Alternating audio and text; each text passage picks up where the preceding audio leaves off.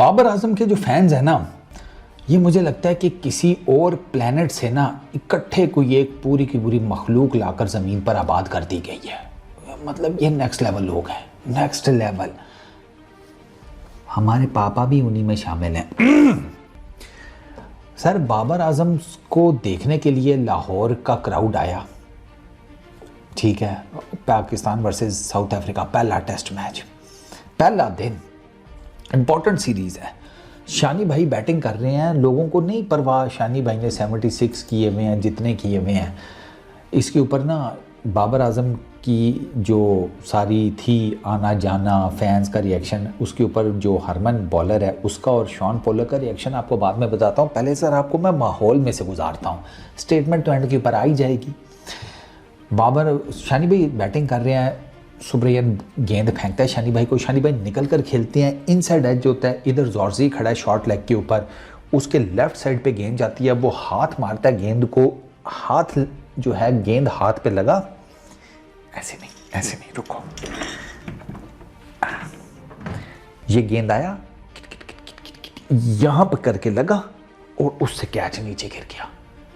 अब जो यहां पर उस तरफ करके कैमरा था ना, उसने जब दिखाया शॉट, तो भाई साहब उस शॉट में पीछे जो स्टैंड्स के ऊपर लोग बैठे थे ना, वो यूं थे। शॉन पोलक कमेंट्री कर रहा था। शॉन पोलक कहता है कि अरे भैंस की यहाँ केप टाउन में मैच था, हमें तो लगा कद्दाफी स्टेडियम लाहौर में मैच है, केप टाउन में हम कैसे पहुंचे? ये पाकिस्तान के फैंस तो लग ही नहीं रहे, इनके हाथ सरों पर क्यों है? इनको तो खुश होना चाहिए, ये साउथ अफ्रीका को सपोर्ट कर रहे हैं। इनको तो वीज़ा मिलना चाहिए, सीधा सीधा बुलाओ इनको साउथ अफ्रीका। इतने पैशनेट ये जो हैं साउथ अफ्रीका की क्रिकेट को लेकर। शॉन पोलक ये कह रहा था कमेंट्री में, क्यों? उनको बाबर आजम को देखना था। हाँ ठीक है, वो कह रहे थे कि बस ठीक है बाकी सारे आउट हो जाएं, बेशक बाबर भाई बच जाए। बाबर भाई ना हो गया त्रिवेदी हो गया कि सब मर जाएंगे, त्रिवेदी बच जाएगा। मैं त्रिवेदी का मक्कू गायतोंडे भाव ने ठप दिया। तो यहाँ पर जो हरमन है वो साबित हुए गायतोंडे भाऊ बाबर आजम के लिए, क्योंकि बाबर आजम के फैंस के लिए तो वो त्रिवेदी है ना, वो बच जाएगा जो मर्जी हो जाए। फिर क्या हुआ, फिर बाबर भाई आए, इवेंचुअली शान मसूद 76 रन के ऊपर LBW हुए सुब्रयन की गेंद के ऊपर। और क्या LBW हुए, टांग पहले निकाल दी। और शानी भाई टांग से खेलने के चक्करों में थे, बल्ला देखा था किधर है और टांग किधर है। अब भैंस यहाँ ये फुटबॉल का मैच हो रहा है, टांग इतनी पहले करके निकाल दी है।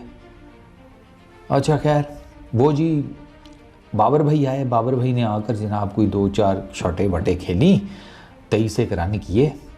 और उसके बाद बाबर भाई ने अपने फैंस को कहा कि अच्छा हमारे जाने का टाइम हो गया है। हरमन आया, उसने वही टिपिकल बाबर आजम का 10 साल से मैं देख रहा हूँ, test cricket, ODI cricket, T20 cricket, the moment spinner आया, बाबर भैया की साइकिल चोरी हो गई।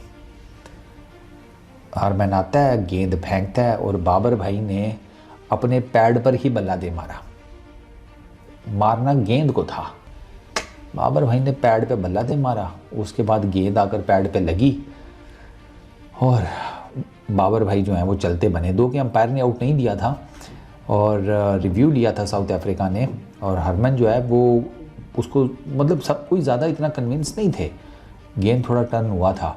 लेकिन वो जो वीरेन था ना उनका विकेट कीपर, उसने कहा ले लो रिव्यू, तगड़ा आउट है ये।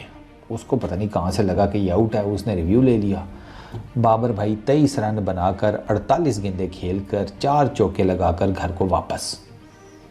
बाबर भाई का इतना ही है आजकल, वो दिल के बहलाने को ख्याल अच्छा है, गालिब वाला शेर अपने माथे पर लिख करना। जितने भी बाबर आजम के फैंस हैं, पापा को तो नहीं कह सकते, घर से निकाल देंगे और प्रॉपर्टी में हिस्सा भी नहीं देंगे। तो दिल के बहलाने को ख्याल अच्छा है, गालिब अपने माथों पर लिख करना। ये 2-3 जो है ना, उसको बस तुम आगे सिफर अपनी तरफ से ऐड कर लो, 230 समझ लो। दुनिया इसको 23 कह रही है, तुम कहो भैंस 230 है, दुनिया गलत है। हाँ, क्योंकि बाबर आजम के ऊपर जब क्रिटिसिज्म होता है तो बाबर आजम के फैंस ये कहते हैं दुनिया सारी गलत है, हम भी ठीक हैं और बॉबी भाई भी ठीक हैं। ये अलग बात है कि 3 साल होने वाले हैं बॉबी भाई की टेस्ट क्रिकेट में कोई सेंचुरी नहीं आई, ठीक है।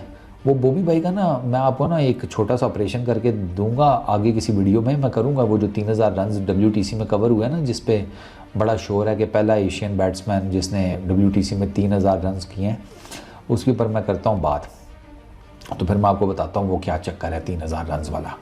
तो खैर वो हरमन से प्रेस कॉन्फ्रेंस में भी पूछा कि क्या सीन था, कहता है यार हम तो हंस रहे थे जब शान मसूद आउट हुआ है कि बाबर आजम आ रहा है, और लोगों की एक्साइटमेंट देखने से ताल्लुक़ रखती है। और हाँ, लोग एक्साइटेड थे।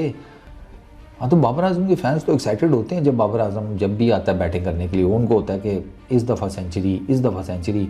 और सेंचुरी के वेट में 3 साल हो गए हैं, 3 साल। बॉबी भाई ने ना एक प्रेस कॉन्फ्रेंस में या पता नहीं कहीं बैठे हुए एक दफ़ा कहा था जब कप्तान थे शायद, कि पता नहीं किसी रिपोर्टर ने परफॉर्मेंस के सेंचुरी से रिलेटेड ही सवाल किया, तो उन्होंने कहा कि इस सवाल का जवाब मैं नहीं दूंगा, इस सवाल का जवाब ना ग्राउंड में जाकर दूंगा, अपने बल्ले से दूंगा। पैस चोर ना वो बल्ला बॉबी भाई ने अभी तक पकड़ा है, तो ना वो ग्राउंड आया है। पता नहीं वो दुनिया के कौन से कोने का ग्राउंड है जिसमें बॉबी भाई ने जाकर बल्ले से जवाब देना था। अभी तक वो उस ग्राउंड में बॉबी भाई खेले नहीं है। जब खेलेंगे ना तो फिर तुम लोगों को जवाब मिल जाएगा। वो मेरा ख्याल है ग्राउंड अभी शायद बने ही नहीं है, अंटार्कटिका में बनेगा। सुनने में आ रहा था मेरे कि अंटार्कटिका में ग्राउंड ख़ास बनाएंगे, और वो दुनिया का पहला क्रिकेट ग्राउंड होगा जिसमें जब पाकिस्तान का मैच होगा और बॉबी भाई बैटिंग कर रहे होंगे तो 2 ही तरह के तमाशाइयों को इजाज़त होगी वो मैच देखने की ग्राउंड के अंदर, एक पेंगुइन्स को, दूसरे बॉबी भाई के फैंस को। तो ये हुआ है सर। वो हरमन वो कहता है हम तो हंस रहे थे, और कहते उसने कहा कि बाबर वो कर्टसी है कि बाबर भाई की बड़ी विकेट है, और हम कहते हैं कि जल्दी ऐसे बैट्समैन को चलता करें। तो किसी दिन कभी यार झूठे मूठे ही उसको कोई रन्स कर लेने दो, तुम सारे तारीफ़ें भी करते रहते हैं, मार के भी चले जाते हैं। मैं ये सही है तुम्हारा, एक पासे तो लगो ना। तुम भी वो जिस तरह वो उस जनानी ने मछली नहीं खाने दी थी अपने ऊपर वाले को, फ्लैट में जो रहता था बंदा, तुम इधर हमें किसी आसे पासे नहीं लगने देते। एक तरफ बाबर की तारीफ़ों की आईफल टावर खड़े किए जा रहे हो। है आईफल टावर भी छोटा है भैंस चोर, माउंट एवरेस्ट के ऊपर माउंट एवरेस्ट, उसके ऊपर माउंट एवरेस्ट कि बहुत बड़ी विकेट है, ठीक है, दिग्गज प्लेयर हैं, इनसे बड़ा कोई टेस्ट क्रिकेटर दुनिया में जमा ही नहीं है। ये बस लोगों को इनकी परफॉर्मेंस नहीं नज़र आती, हमें नज़र आती है। ये दुनिया सारी प्लेयर्स बोलते हैं और परफॉर्मेंसेज वो आपके सामने हैं, ठीक है। डबल फिगर में चले जाते हैं, उसके बाद बस वो डबल फिगर जो है वही बाबर आजम के लिए ट्रिपल फिगर है, और वो डबल फिगर भी 30-40 से ऊपर की नहीं जा रही। अजीब घोड़े लगे पड़े हुए हैं, भैंस की आँख समझ ही कुछ नहीं आ रही यार, किधर जाएं।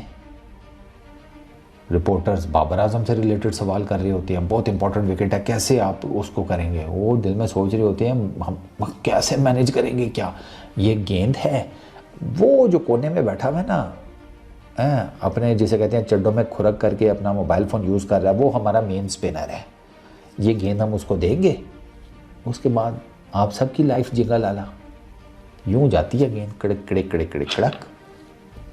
वो भी भाई मतलब 10 साल हो गए हैं, स्वीप शॉट नहीं डेवलप हुई, 10 साल हो गए हैं स्पिनर्स के अगेंस्ट कोई जिसे कहते हैं नहीं बनाया मेथड कि यार इनको मैं कैसे फेस करूं।